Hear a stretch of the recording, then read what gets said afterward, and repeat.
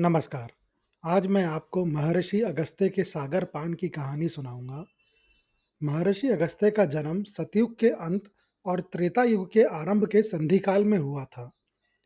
अगस्त्य ऋषि बचपन से ही असाधारण बुद्धि और आध्यात्मिक झुकाव वाले थे।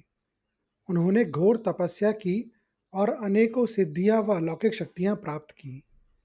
उनका शरीर भले ही अपेक्षाकृत लघु था, लेकिन उनकी आध्यात्मिक शक्ति, ज्ञान और तेज अतुलनीय था।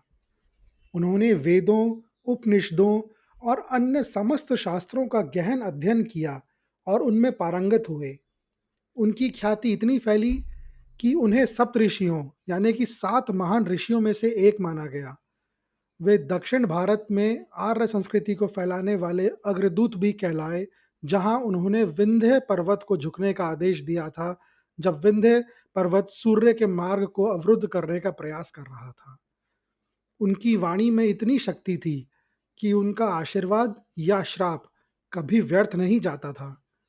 महर्षि अगस्त्य भारतीय वैदिक युग के सबसे पूजनीय और शक्तिशाली ऋषियों में से एक थे।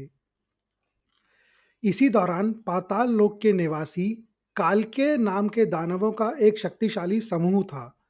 ये दानव अत्यंत क्रूर, अहंकारी और धर्मद्रोही थे। उन्हें ब्रह्मा जी से एक विशेष और भयंकर वरदान प्राप्त था।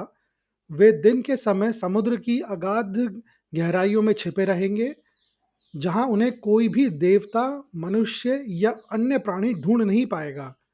रात होते ही वे समुद्र से बाहर निकलते और पृथ्वी पर भयंकर उत्पात मचाते।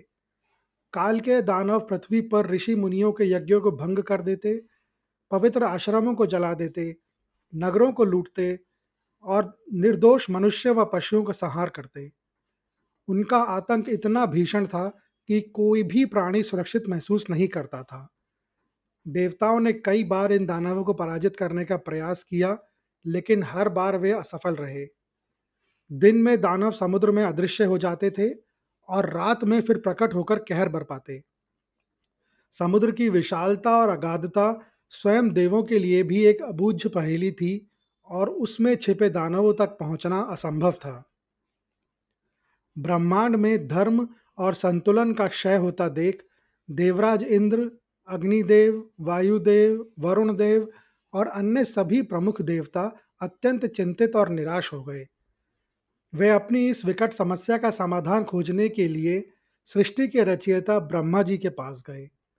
उन्होंने ब्रह्मा जी को काल के दानवों के अथाह आतंक और उनकी समुद्री शरणागह के बारे में विस्तार से बताया। ब्रह्मा जी ने देवताओं की व्यथा सुनी और उन्हें मार्गदर्शन दिया। उन्होंने कहा, हे देवगण, इन दानवों का अंत करने का एकमात्र मार्ग अब केवल पृथ्वी पर मौजूद एक महान शक्ति के पास है। वह शक्ति है महर्षि अगस्त्य की तपस्या। अपनी स्वयं की शक्तियों से तुम उन दानवों को समुद्र में पराजित नहीं कर सकते, लेकिन उन्हें वरदान प्राप्त है। केवल एक ऐसा तपस्वी ही उस असाध्य कार्य को कर सकता है, जिसने अपनी योग शक्ति से प्रकृति के नियमों को भी अपने वश में कर लिया हो। ब्रह्मा जी के निर्देश पर देवता भगवान विष्णु के पास गए। भगवान विष्णु ने भी ब्रह्मा जी की बात का समर्थन किया और देवताओं को महर्षि अगस्त्य से सहायता मांगने का निर्देश दिया। देवताओं ने मिलकर अपनी समस्त शक्ति और ऐश्वर्य को एक ओर रखकर अत्यंत नम्रता और श्रद्धा के साथ महर्षि अगस्त्य के शांत और पवित्र आश्रम की ओर प्रस्थान किया। उन्होंने अगस्त्य ऋषि को साष्टांग प्रणाम किया और अपनी सारी पीड़ा बताई। उन्होंने अपनी असमर्थता और पृथ्वी तथा स्वर्ग पर काल के दानवों द्वारा मचाए गए हाहाकार का वर्णन किया। देवताओं की आंखों में भय, निराशा और दीनता स्पष्ट दिख रही थी। उन्होंने अगस्त्य ऋषि से प्रार्थना की कि वे इस धर्म युद्ध में उनका मार्गदर्शन करें और उन्हें इस आसुरी संकट से मुक्ति दिलाएं। महर्षि अगस्त्य ने देवताओं की बात धैर्यपूर्वक सुनी। अपनी योग दृष्टि से उन्होंने काल के दानवों की दुष्टता, उनके छिपने के गुप्त स्थान और उनके वरदान की पूरी सच्चाई को तत्काल जान लिया। ब्रह्मांड में धर्म और संतुलन बनाए रखने को अपना परम कर्तव्य मानते हुए अगस्त्य ऋषि ने देवताओं की सहायता करने का संकल्प लिया। उन्होंने अपनी असीम आध्यात्मिक शक्ति और तपस्या पर पूरा भरोसा रखा। अगस्त्य ऋषि ने देवताओं से कहा, हे देवगण, आप चिंता ना करें, आपकी समस्या का समाधान अवश्य होगा। काल के दानवों को उनके छिपने के स्थान से बाहर निकालने का प्रबंध मैं करूंगा। धर्म की रक्षा करना मेरा परम कर्तव्य है। महर्षि अगस्त्य देवताओं और अन्य ऋषियों के एक विशाल समूह के साथ उस स्थान पर पहुंचे जहां एक विशाल महासागर अपनी प्रचंड लहरों के साथ गर्जना कर रहा था। उसकी गहराई और विस्तार इतना था कि कोई भी सामान्य प्राणी उसे देखकर विस्मय से भर जाता था। उपस्थित सभी देवता, महान ऋषि, यक्ष, गंधर्व और अन्य प्राणी बड़े आश्चर्य और उत्सुकता से महर्षि अगस्त्य की ओर देख रहे थे, यह जानने के लिए कि वे इस अकल्पनीय समस्या का समाधान कैसे करेंगे। समुद्र के किनारे खड़े होकर महर्षि अगस्त्य ने अपनी आंखें बंद की और गहरी धारणा यानी कि योगिक एकाग्रता में लीन हो गए। उन्होंने अपनी असीम तपस्या से अर्जित शक्ति को केंद्रित किया और समस्त ब्रह्मांडीय ऊर्जा का आह्वान किया। उनके मुखमंडल पर दिव्य तेज व्याप्त था। फिर उन्होंने अपनी आंखें खोली और एक अद्भुत तथा अकल्पनीय कार्य आरंभ किया। उन्होंने अपना मुख खोला और समुद्र का समस्त जल पीना शुरू कर दिया। यह दृश्य अत्यंत विस्मयकारी, अलौकिक और हृदय विदारक था। देवताओं ने, जिन्होंने हजारों चमत्कार देखे थे, उन्होंने भी ऐसा कुछ पहले कभी नहीं देखा था। समुद्र का अथाह जल, उसकी विशाल लहरें, उसकी गहराई, उसके भीतर रहने वाले अनगिनत जीव, सब कुछ एक एक करके महर्षि के मुख में समाते चले गए। समुद्र की गहराई क्षण प्रतिक्षण कम होती गई, उसकी विशालता सिकुड़ती गई, जल का स्तर तेजी से घटने लगा और कुछ ही क्षणों में जहां पहले अथाह नीला जल था, वहां अब केवल सूखी काली मिट्टी, खुरदुरी रेत और नुकीले चट्टान दिखाई दे रही थीं। विशाल महासागर एक विशालकाय सूखी घाटी में बदल गया था, जिसमें मछलियां, कछुए और अन्य समुद्री जीव तड़प रहे थे। यह महर्षि अगस्त्य की तपस्या, उनके प्राणों पर अद्भुत नियंत्रण और ब्रह्मांडीय तत्व पर उनके यौगिक प्रभुत्व का परिणाम था। यह उनकी शक्ति का ऐसा प्रदर्शन था जिसने तीनों लोगों को चकित कर दिया।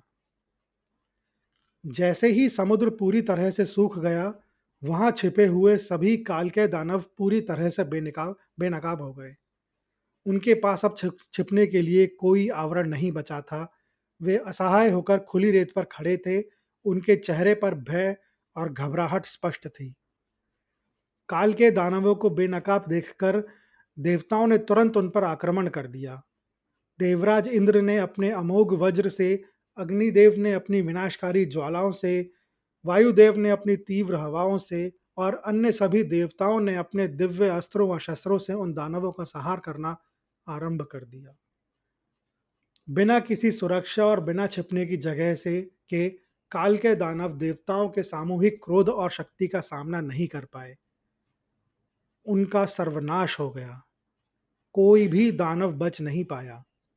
इस प्रकार पृथ्वी और स्वर्ग दोनों काल के दानवों के अंत से के आतंक से पूरी तरह मुक्त हो गए।